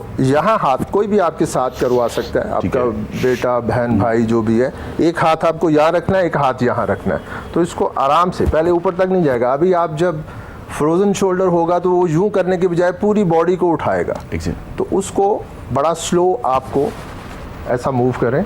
और चंद दिनों में ये सर बॉडी का कोकोनट भी है ना? यस यस, डेल्टॉइड आप है जहाँ जो यहाँ हाथ basically- रखेंगे जी। और यहाँ पे आप सेकंड हाथ रखेंगे, जिसको आहिस्ता आहिस्ता वेट इंक्रीज करेंगे, यानी उसको आप जैसे वो तो सर ठीक इसके ऊपर होगा। हम पिलो भी रख सकते हैं? शुरू में हम कुशन रख के इसको कुछ भी ना एक्सरसाइज कर करें। लें लेकिन शुरू और में- आहिस्ता आहिस्ता फिर हम इसके ऊपर पिलो रख लें? नहीं, शुरू में तो आप खाली ही करना है। ठीक है। पहले तो मैंने बताया ना कि आप किसी भी जिसका फ्रोजन शोल्डर है उसको बोलेंगे ज़रा ये ऊंचा करो, तो वो क्या करेगा, इसके साथ बॉडी को यूँ ऐसा अपना क्योंकि पाँव भी हो नहीं उठा लेगा ऐसा। तो स्टेप बाय स्टेप आप करेंगे तो उसको महसूस भी नहीं होगा, पेन भी नहीं होगी। वरना वो बहुत से लोग ऐसे हैं जो सो नहीं सकते इस पेन की वजह से। तो इस पेन का जो है हमारे बड़े माशाल्लाह सब दुनिया जानती है, मौलाना तारिक जमील साहब जो हैं, तो 2005 में उनको फ्रोज़न शोल्डर था। ठीक है। और डॉक्टर्स बोलते थे कि नहीं, ये अब इतना हो गया है कि इसको ऑपरेट करना होगा, और उनको बाहर लेके जा रहे थे। मुझे कहीं फंक्शन में उनसे मुलाकात हो गई, तो 2005 से लेके माशाल्लाह 2019 आ गया है। और 2006-07 में वो जो डॉक्टर्स थे उन्होंने मेरा सेंटर विज़िट किया। उन्होंने बोला कि ये कैसे आपने बगैर ऑपरेशन के, तो मैंने बोला ये अल्लाह ताला करने वाला है, ठीक है। इंसान ने तो कोशिश करनी है। तो उस फ्रोज़न शोल्डर सही होने के बाद उनका जो पूरा बॉडी का फिटनेस लेवल है वो माशाल्लाह, अभी तो वो हार्ट का थोड़ा उनका है, वो एक अलग से है इशू, लेकिन वैसे ओवरऑल जो उनकी फिटनेस लेवल है वो ठीक हो गया। वो 35-40 वाला है। मतलब जो उनका, हमने फिटनेस लेवल को देखना होता है। ठीक है। तो वो जो फ्रोज़न शोल्डर था वो अल्लाह ताला ने, बल्कि वो अपने प्रोग्राम में कहते थे कि मुझसे कोई मुसाफा नहीं करो, मेरे इतनी तकलीफ होती थी उनके। अच्छा, हम जब हमें पेन यहाँ निकलती है हम इससे और रेस्ट देते हैं, लेकिन इसको रेस्ट ही देनी नहीं। रेस्ट नहीं देना। चलें सर, आप जबरदस्त। ब्रश, एक और चीज़, आम जो लेडीज़ या कोई होता है तो आम जो सा ब्रश जो सा है बालों को करने वाला, वो एक एक्सरसाइज के तौर पे आप उसको Very nice. कर सकते हैं। आप वो करते जाएंगे तो आपकी एक्सरसाइज, यानी ये 1000 ऐसे टिप्स हैं जिससे आप इसको, मतलब वही बात ये है कि इसको रेस्ट नहीं देना। रेस्ट जो सा है वो गलत है। ऐसा डॉक्टर्स और हमारे में यही एक फ़र्क है कि डॉक्टर्स बोलते हैं वो बेड रेस्ट करो, आपको नहीं उठना है, आपको ये करना है, तो वो और ज़्यादा आपका बेड़ा गर्क होता है। वो आप करते करते आप बिल्कुल जो है वो ख़त्म हो जाते हैं। जी, बहुत शुक्रिया जिस तरीके से ग्रैंड मास्टर ने आप लोगों को फ्रोज़न शोल्डर के बारे में बताया। उम्मीद है कि बहुत सारे लोगों को ये जो, जिनका ये मसला है या जिनको भी स्टार्ट हो रही है, वो उससे अपनी पेन जो है सॉर्ट आउट कर सकते हैं।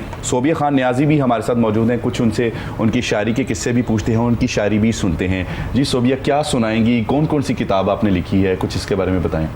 जी, शायरी जो है वो किताब है मेरा महरम राज। शायरी की वो किताब है जो 2018 के एंड पे पब्लिश हुई, और एक नसरी मज़ामीन है कभी देख पलट कर।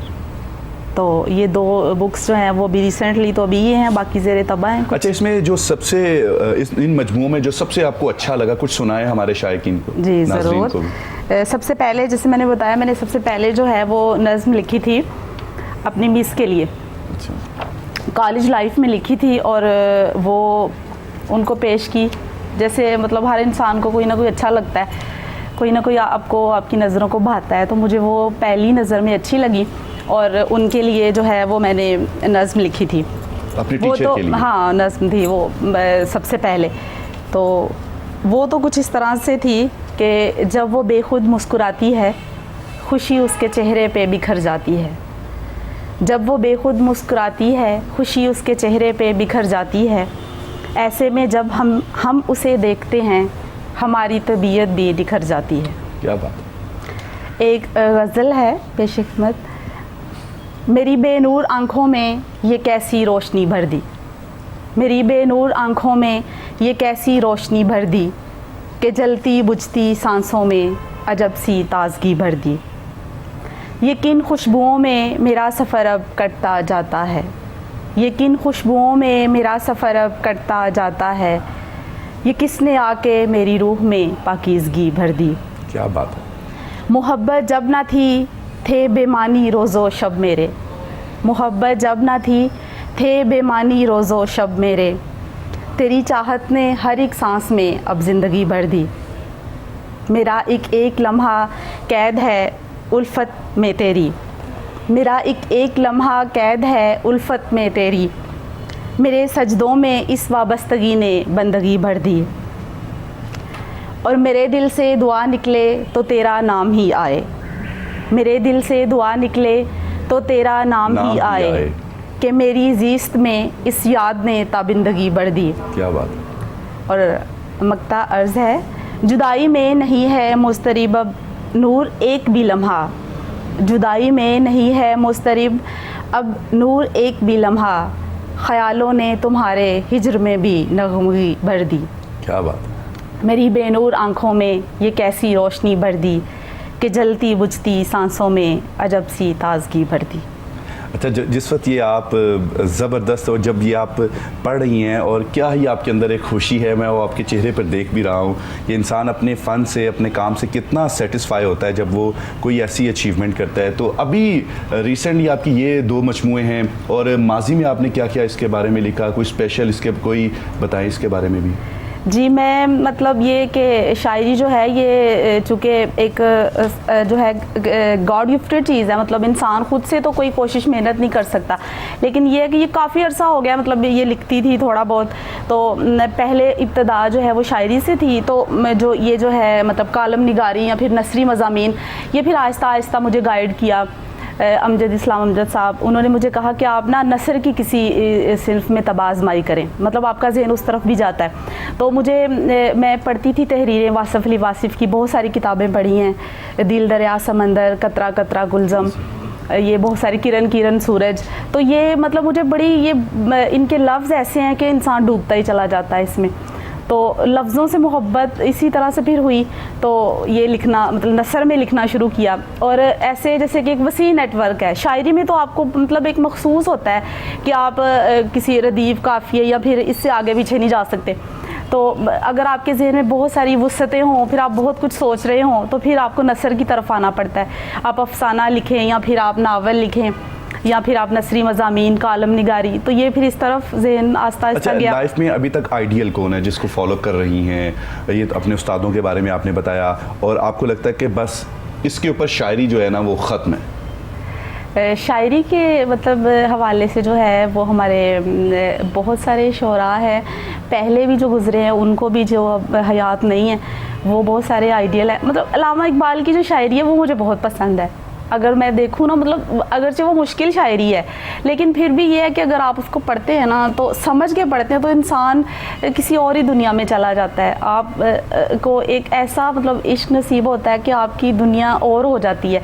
फिर मैंने मिर्ज़ा गालिब की शायरी जो है वो पढ़ी, फिर मुनीर नियाज़ी साहब, ये बहुत सारे मतलब शोरा थे। अब रिसेंटली जैसे मैंने अमजद इस्लाम अमजद साहब कहा है, इतबार साजिद साहब, बहुत सारे शोरा हैं जिनको हम पढ़ते हैं तो उनकी लफ्ज़ों में डूबते चले जाते हैं। और वसी शाह हमारे बहुत प्यारे भाई, वो भी उनकी भी बड़ी मतलब इस तरह से, और भी बहुत सारे पढ़ते, मतलब पढ़ने का तो वसी नेटवर्क है ना, आप बहुत सारे चीज़ों से इंस्पायर होते रहते हैं। इकबाल की बात की, और इसी तरह अगर जो आर्टिस्ट हैं, डिवेंची जो बहुत बड़ा एक दुनिया में एक नाम था, बहुत बड़े आर्टिस्ट थे।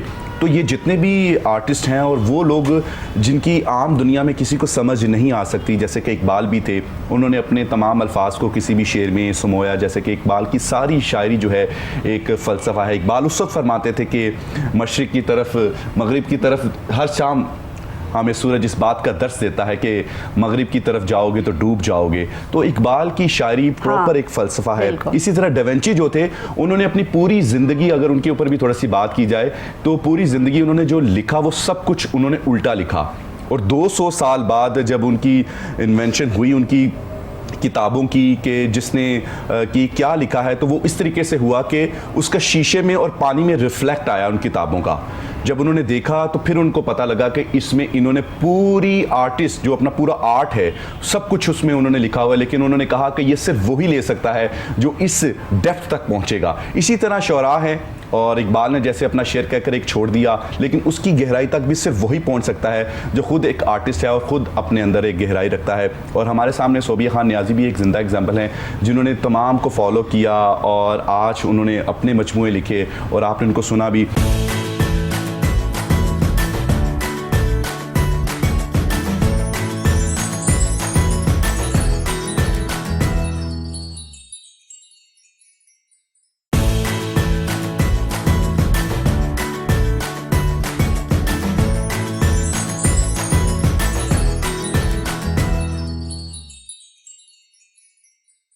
इससे साथ साथ हम हिना खान की तरफ चलते हैं, उनसे पूछते हैं कि इस वक्त सोसाइटी में जो कोर्सेज़ करवाए जा रहे हैं ब्यूटिशियन के, वो कितनी हद तक ठीक हैं, क्योंकि कोई भी लड़की जो 3 माह का कोर्स करती है, 6 माह का कोर्स करती है और उसके बाद अपना सैलून बना लेती है, तो उसके जो है एक्सपीरियंस को शायद नाजरीन को कितना जो है उसको उससे मुस्तफ़ीद होना चाहिए, उससे इस्तिफ़ादा हासिल करना चाहिए। जी हिना जी, इसमें मैं आपसे ये कहूँगी कि देखिए मुझे 8 साल हो गए हैं इस फील्ड में, तो 8 सालों में मैं ये नहीं कहूँगी कि मैं कंप्लीट हूँ, मैं अभी तक सीख रही हूँ, क्लासेस लेती हूँ।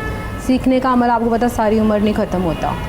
तो अब 3 माह का कोर्स में मैं ये कहूँगी कि जो आजकल होता है सेल्फ ग्रूमिंग कोर्स आप करते हैं 3 माह में अपनी ज़ात के लिए जो कर लेते हैं, इसमें यह है कि अगर आप 3 माह का कोर्स करती हैं और आप अपना मतलब सैलून स्टार्ट कर लेती हैं काम, तो फिर उसमें उन ब्यूटिशियंस को चाहिए कि 3 माह में जितना उनके पास एक्सपीरियंस है अच्छा, वो अपने क्लाइंट्स पे उतना ही मतलब वर्क करें, अपने क्लाइंट्स के साथ ज़्यादती ना करें। क्योंकि अब देखें क्लाइंट को नहीं पता कि अब ये लड़की ने 3 माह सीख के पार्लर खोला है या ये 10 सालों से बैठी है जो फ़र्स्ट टाइम आपके पास आया है। तो अब ये है कि जब आप उसमें एक बार क्लाइंट आपसे सेटिस्फाइड नहीं होता तो दोबारा आता भी नहीं है, वो अपना पार्लर चेंज कर देता है, जी फलां जगह से मेरी स्किन ख़राब हो गई। वैसे तो मैं यही कहूँगी कि आप अच्छा मतलब ट्रेनिंग और प्रैक्टिस कंप्लीट करके आप मतलब इस लेवल पे आएँ, काम करें। आपके कहने का मतलब ये है कि हमारे नाज़रीन को रिस्क नहीं लेना चाहिए। जी, क्लाइंट के साथ रिस्क ना लें, मैं यही कहूँगी। हमारे नाज़रीन को भी रिस्क नहीं लेना चाहिए, कम पैसों को देखते हुए किसी ऐसे सैलून में जाएं जहां जिनके एक्सपीरियंस जिनका कम है, और उन खवातीन को भी चाहिए कि जो कम एक्सपीरियंस के साथ सैलून ओपन करती हैं वो भी लोगों की जिल्दों के साथ जो है ना वो खेलें। इसमें ब्यूटिशियंस का ज़्यादा मैं कहूँगी कि उन्हें अपने वर्क के साथ मतलब इस चीज़ क्लाइंट का ख्याल रखना चाहिए। क्लाइंट को तो नहीं पता फर्स्ट टाइम जब आपके पास आया ना कि इसका तजर्बा कितना है क्या है, जब वो काम करवाएगा तो उसे पता चलेगा। फिर अब मैं बहुत मतलब कॉन्फिडेंस है मुझे, मेरा एक बार जो क्लाइंट आ जाएगा ना उसने कहीं नहीं जाना, वो मेरा है, लाइफ टाइम मेरा है, उसने नहीं जाना। और हकीकत है ऐसा ही है, इस 8 साल हो गए हैं मुझे इसमें। तो अब बहुत सारे क्लाइंट्स आते हैं जी फलां जगह गए थे, उसने हमारी प्लकिंग ख़राब कर दी, उसने फेशियल किया, हमारी स्किन पे एक्नी हो गई, ये प्रॉब्लम्स हैं ये वो, तो फिर इस तरह वो चीज़ नहीं होती, क्लाइंट्स आपसे सेटिस्फाइड नहीं होते। बहुत अच्छे तरीके से आप बता रही हैं। ग्रैंड मास्टर भी मौजूद है, उनकी तरफ मैंने एक सवाल छोड़ा था कि वॉइस वोकल के बारे में भी कोई हमें योगा से रिलेटेड एक्सरसाइज बताएं या किस तरीके से लोग अपने वॉइस वोकल को बेहतरीन कर सकते हैं। एक्चुअली उसमें भी कुछ इस टाइप की मतलब एक्सरसाइजेज हैं कि आपको एक आप क्या नहीं कि जिसमें थोड़ा सा एक स्पिरिचुअल भी वो होता है, ऐसा कि आपको उस तरीके से परफॉर्म करना है ऐसा। बाकी उसमें ये जो भी आपने सांस लेने वाली एक्सरसाइज बताई ये भी उसमें अफेक्ट कर सकती है, क्योंकि इसमें भी आपका डायरेक्ट आपकी थ्रॉट के साथ और आपके ब्रेन के साथ डायरेक्ट अटैचमेंट है। एक्चुअली ये एक सिंगर के लिए मतलब हर बंदा जो भी इस काम से रिलेटेड है, जो स्पीकर है, जैसे कि अल्लाह बख्शे नुसरत फ़तेह अली ख़ान साहब थे, वो मेरे शागिर्द थे। अच्छा। तो ये जो ब्रीदिंग का मैंने बताया ये उनको मैं करवाता था। स्टेमिना से रिलेटेड? स्टेमिना और एक डीप अब तो ना एक वो निकालते थे ऐसा। तो कुछ बताएं ना मेरे शायकीन भी, जो आपने खान साहब को बताई हैं, कुछ हमारे लिए भी मतलब ये जो मैं बता रहा हूँ ये यही चीज़ें हैं, ठीक है, यही चीज़ें हैं जो इससे रिलेटेड है ऐसा।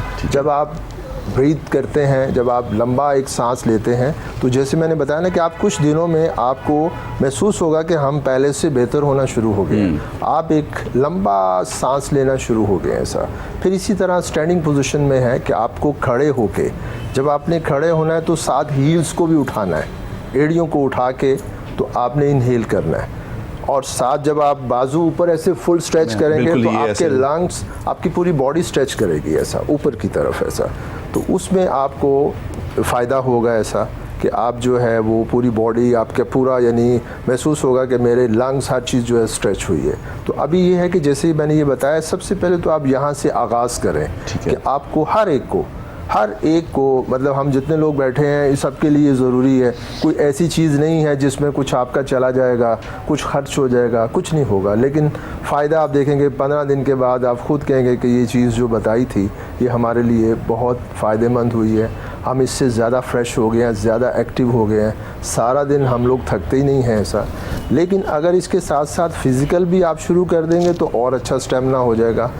साथ कार्डियो करेंगे, साथ योगा एक्सरसाइज करेंगे, फ्लोर की एक्सरसाइज करेंगे। मतलब योगा में कोई 200 300 यानी इतनी एक्सरसाइजेज नहीं है, हज़ारों के हिसाब से है। अच्छा। और according to your bone structure, आपके लिए कोई प्रॉब्लम है तो और है, इनके लिए और Causes भी हैं उसमें। Yes different. मैं बता रहा हूँ कि बहुत से हैं, मतलब अगर वो हो तो मैं उसके लिए थोड़ा आपकी ड्रेसिंग ऐसी और सारा वो होना चाहिए। तो योगा एक, मैंने बताया कि एक साइंस है जो आपके बालों से लेके पाँव के फिंगर टिप्स तक हर चीज़ की एक्सरसाइज है फिटनेस के लिए। आपके अंदर कोई भी प्रॉब्लम है उसको क्योर करती है।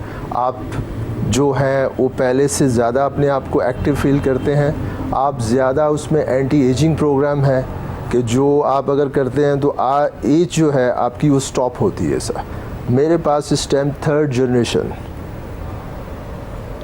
मेरे पास कर रही है। ज़बरदस्त। 40 साल गुजर गए हैं, अल्लाह का शुक्र है उसकी ज़ात का कि मैं क्योंकि करता हूँ एक्सरसाइज, मेरा और उनका ज़मीन आसमान का फ़र्क है जो लोग छोड़ चुके हैं ऐसा। और ना करने वाले और करने वाले में ये एक बहुत बड़ा एक डिफरेंस है ऐसा। तो मैं तो यही सबको रिकमेंड करता हूँ कि ज़रूर कुछ ना कुछ आप ज़रूर करें। योगा करते हैं तो प्रॉपर आपको उसका एक फ़ायदा होगा। ज़बरदस्त जी, जैसे आपने बताया कि बहुत से लोग हैं जैसे 3 मंथ्स का एक ट्रेनिंग करके खोल लेते हैं। मैं किसी को बुरा नहीं कहूँगा, जो कर रहा है ठीक है, मतलब ना होने से बेहतर है, लेकिन एक फ़र्क तो पड़ता है कि एक आदमी जो है वो क्वालिफाइड है, एक आदमी है जो जिसने लम्ब से पढ़ा है या कहीं ऐसी यूनिवर्सिटी से उसने किया है, एक बिल्कुल ही आप उसके पास जा रहे हैं जिसको अभी अपना खुद का नहीं पता। तो वो अब ये कि ये हमारे मुल्क में अनफॉर्चुनेटली ऐसी चीज़ें होती हैं, कोई रोकने वाला नहीं है, कोई कहने वाला नहीं है। तो इसलिए मैं नहीं उनको कह सकता कि ये गलत है ऐसा। वसीम ताई ग्रैंड मास्टर हैं। ग्रैंड मास्टर ने पाकिस्तान की जनरेशन के लिए, फ्यूचर के लिए, स्टूडेंट्स के लिए क्या प्लानिंग की है? किस तरीके से मार्शल आर्ट्स को ये पाकिस्तान के बच्चों के खून में जो है वो इनहेल करेंगे? क्या प्लानिंग है सर आपकी पाकिस्तान के फ्यूचर के लिए? देखिए उसमें जो डे 1 से मैं कर रहा हूँ, मेरे साथ कुछ टीम भी है। तो हमने सबसे पहले ये किया कि पाकिस्तान के हर छोटे बड़े शहर में एक नॉन कमर्शियल हमने सेंटर्स बनाए जिनमें नॉमिनल से चार्जेस हैं बहुत ना, मगर जिनमें आप मार्शल आर्ट सिखाते हैं, जिनमें सिखाते हैं, वहाँ फिर हमने क्वालिफाइड इंस्ट्रक्टर जो है वो हमने रखे जो आज भी मौजूद हैं, जिनको जितनी भी सैलरी है, कोई पॉकेट मनी है, वो हम खुद देते हैं। हम किसी से डोनेशन नहीं लेते, हम गवर्नमेंट ऑफ पाकिस्तान से कोई पैसे नहीं लेते। हम वो जितना कुछ करते हैं हम अपने ही पॉकेट से करते हैं। हम ज़्यादा काम करते हैं, बाहर जाके सिखाते हैं, लेकिन क्योंकि हमारे मुल्क के ऑलरेडी हालात ऐसे हैं कि हमारी नेशनल गेम हॉकी वो बहुत पीछे है, तो कराटे योगा तो बहुत अभी नंबर नहीं आएगा ऐसा, समझ रहे ना मेरी बात? जो है सबसे ज़रूरी हॉकी है, बिल्कुल। तो फिर उसके बाद हमारा नंबर है। लेकिन मैं अपने तौर पे मैं सबको ये बोलूँगा कि जितना कोई कर सकता है वो ज़रूर करे। गवर्नमेंट की नज़र इंशाल्लाह एक दिन पड़ेगी, गवर्नमेंट ये देखेगी। मैं 40 साल से कर रहा हूँ, मैं हिम्मत नहीं हारा। मैं आज भी उसी तरह ही मुख्तलिफ़ शहरों में जाता हूँ, बच्चों को सिखाता हूँ फ्री, रात को 2-3 बजे वापस आता हूँ, सब कुछ करता हूँ। क्योंकि मैंने ये, जब आप सोच लेंगे ना कि आपने एक अच्छा काम, या अल्लाह जानता है अच्छा है, मेरे नज़दीक तो ये है कि मैं अगर 500 बच्चा 400 बच्चा जो शाम को मैं ट्रेनिंग करा रहा होता हूँ, तो मैं बोलता हूँ, उनके पेरेंट्स भी होते हैं कि ये बच्चे अगर यहाँ ना होते तो कोई सिगरेट पी रहा होता, कोई ड्रग्स ले रहा होता, कोई वन व्हीलिंग कर रहा होता, क्योंकि उन्होंने अपनी एक्स्ट्रा एनर्जी मिसयूज़ करना ही करना है। एक जवान बच्चे ने अपने आप को आराम से नहीं बैठना, तो जब उसका कोई अल्टरनेट होगा, वो बच्चे को कुछ ना कुछ वो डिसिप्लिन सीख रहा होगा, कोई बड़े छोटे की तमीज़ है। और हमारे पास माशाल्लाह इलिटरेट फैमिली जो बिल्कुल बेचारे झुग्गियों से आते हैं, और वो कैसे बात करते होंगे तू और ये सब कुछ। 6 महीने के बाद जब आप उनसे बात करेंगे तो आप कहेंगे यार ये वेल स्पोकन है, इसको तो पता है बड़े छोटे की तमीज़ कैसे है। वो आपको आप करके बुलाएगा, आपको मतलब ये खड़े होने का स्टाइल। तो वो जो एक बच्चा हम ठीक करते हैं, वो यूँ समझें कि वो आगे अपनी नस्ल को चलाएगा, ठीक करेगा। पेरेंट्स की तरफ से कितना अच्छा फीडबैक है आपको? देखें ये जो नॉन कमर्शियल है, इसमें तो वो लोग दुआएं इतनी देते हैं जिस वजह से मैं यहाँ बैठा हूँ, जो सीधी सी बात है। मतलब उन लोगों की दुआएं हैं, वरना मैं अकेला, और मतलब मेरी टीम है, लेकिन बगैर आपको पता है कोई ऐसा एक मॉरल सपोर्ट के बगैर तो नहीं इंसान मूव कर सकता। लेकिन अल्लाह का शुक्र है कि हम लोग जैसे कैसे भी है हम लोग सर्वाइव कर रहे हैं, और इंशाल्लाह गवर्नमेंट भी करेगी। अच्छा सर, इसमें एक और बड़ी इंपॉर्टेंट बात है, हर चीज़ ग्रास रूट लेवल जो है वो हर चीज़ में बड़ा एक मैटर करता है। तो मैं ये भी आपसे जानना चाहूँगा कि आपने स्कूल्स लेवल के ऊपर कितना काम किया है, कि अगर आप पंजाब की बात करें तो पंजाब के जो मेन स्कूल हैं उनके ऊपर कितनी वर्किंग की है, और किस तरीके से आपका प्लान है कि अगर हॉकी की बारी आती है और हॉकी के बाद हमारी बारी आती है तो आपका कितना होमवर्क है इसके ऊपर? देखिए उसमें सबसे पहले तो हमें एक ये वर्क करना पड़ेगा कि स्कूल्स में हो रहा है उसमें हम कामयाब हैं, जितने डिपार्टमेंट्स हैं उनमें भी हो रहा है। पहले 40 साल पहले नहीं था, मुझे जाना पड़ता था, जैसे कि पुलिस का है, आर्मी का है, मुख्तलिफ हर जगह। अब माशाल्लाह हर जगह हो तो रहा है, बल्कि हमारे जो लड़के हैं, मुझे पहले जाना पड़ता था, अब वो लड़कों को जॉब्स मिल गई हैं, अब वो वहाँ इंस्ट्रक्टर भी हैं और मतलब ये ट्रेनिंग भी करा रहे हैं। एक तो ये प्लस पॉइंट है। और आप देखें कि अब हर जगह आप किसी भी चले जाएं कोई ना कोई करवा रहा होगा। लेकिन स्कूल्स लेवल पे और इन सारी चीज़ों पे अभी थोड़ा सा हमारा, क्योंकि सिस्टम ठीक होने में टाइम लगेगा। कुछ एक मोनोपोली है कि जैसे कि अभी मैं हूं तो मैंने अपने बंदों को ही लेके जाना है। मैंने आपकी फेडरेशन है तो उसमें आपके लोग ही, आपने किसी बेचारे का वो नहीं कर, हम वो नहीं कर रहे, हम ये कर रहे हैं। हम भी बाहर लेके जाते हैं लेकिन हम अपने फंड से लेके जाते हैं। लेकिन हम उसको लेके जाते हैं जो बच्चा वाकई ही उसमें वो टैलेंट है, जब वाकई ऐसी चीज़ है कि वो वहाँ कुछ करके दिखाए। क्योंकि और जो कंट्रीज़ आते हैं, मतलब मैं हैरान हो जाता हूँ कि हमारी तो एक टीम बड़ी मुश्किल से हम 3-4 लोग जाते हैं, वो एक मुल्क से जो है 50-50, 100 उनकी टीम्स हर वेट में।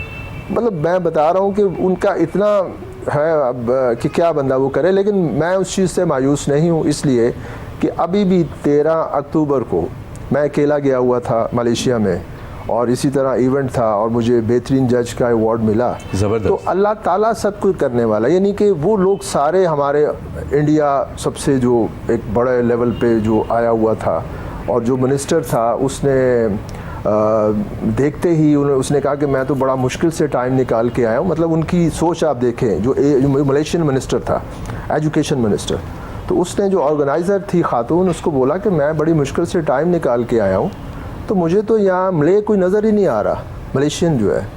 तो उसने बड़ा माइंड किया कि उसको सब नज़र ही और लोग आ रहे थे, जिसमें से सबसे ज़्यादा इंडियंस थे।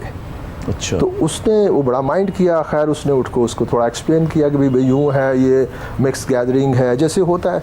लेकिन उसने बड़ा गुस्सा किया कि नहीं, मुझे नहीं नज़र आ रहा, यानी मेरे मुल्क के लोग नहीं नज़र आ रहे ऐसा, यानी कि वो इस हद तक सीरियस लेते हैं ऐसा। खैर उसने मुझे वो अवार्ड दिया। फिर जब वो जा रहा था तो फिर वो सीढ़ियों से उतर के वापस मेरी तरफ आया और एक बार फिर उसने मुझे मुबारकबाद दी ऐसा। तो अल्लाह ताला करने वाला है। फिर उसके बाद सारे जो प्राइजेस थे बच्चों में वो मेरे से ही दिलवाए गए। Very nice. मतलब ये है कि मेरा इसमें नहीं था। हालांकि इंडिया, दुनिया, अमेरिका सब लोग आए हुए थे। आपको वीडियो देखिएगा कि 1.5 घंटे से, और मुझे 1 घंटा छोड़ के आना पड़ा, मुझे कहीं और मेरा अपॉइंटमेंट थी।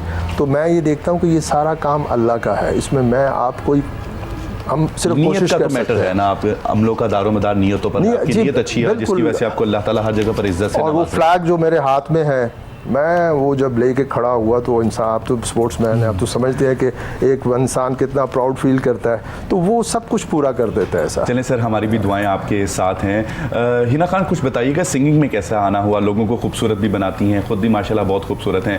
ये सुरीली आवाज़ का जादू कैसे पता चला कि मेरे अंदर एक सिंगर भी है?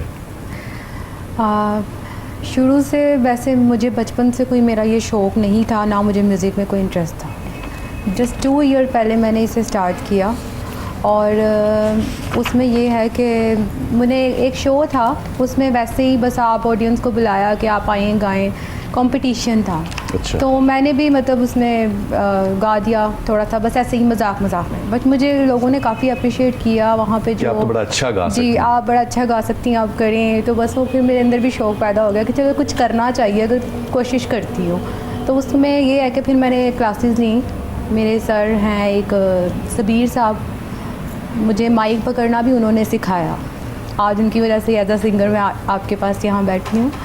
तो माशाल्लाह उन्होंने बड़ा अच्छा मुझे गाइड करते हैं। चलें जी, ज़बरदस्त। हमारी दुआएं हैं कि हिना खान जो है फ्यूचर में बहुत नाम कमाए, पाकिस्तान की तरफ से भी, अपनी फैमिली की तरफ से भी, और जो लोगों की दुआएं इनके साथ हैं उनकी तरफ से भी, उनका भी एतमाद पर पूरा उतरें।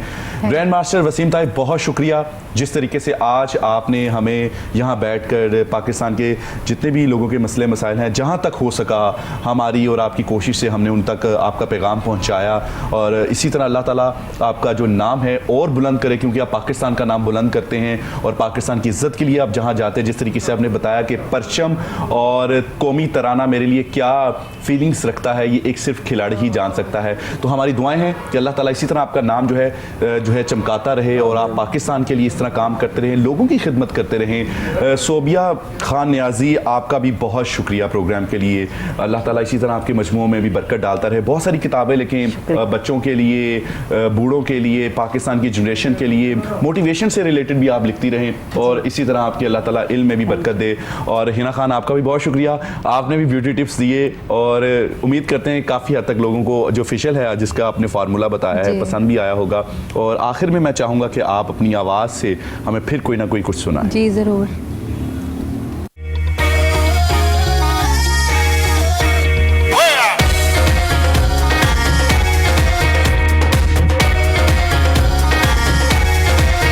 मेरे बापू ने कर दिती हाँ, बापू ने कर दिती हाँ, मैं तेरे नाल जीना चाहनी आ, मैं तेरे नाल जीना चाहनी आ, वे आ जावे फड़ ले मेरी बाँ, आ जावे फड़ ले मेरी बाँ, मैं तेरे नाल जीना चाहनी आ, मैं तेरे नाल जीना चाहनी आ।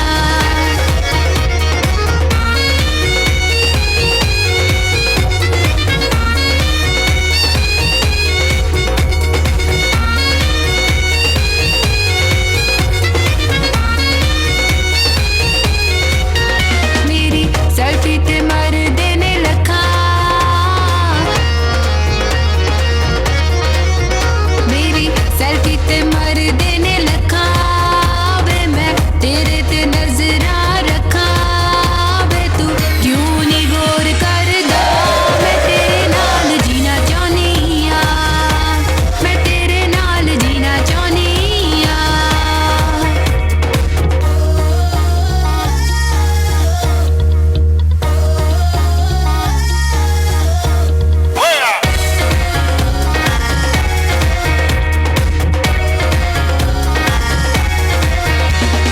जट्टा दी मैं छोरी वे, रंग तो मैं गोरी वे, कपड़े पौंदी टोरी वे, शक्ल मेरी सोहनी वे, जट्टा दी मैं छोरी वे, रंग तो मैं गोरी वे, कपड़े पौंदी टोरी वे, शक्ल मेरी सोहनी वे, मेरे वर्गी कोई नहीं होनी वे, हुण कर दे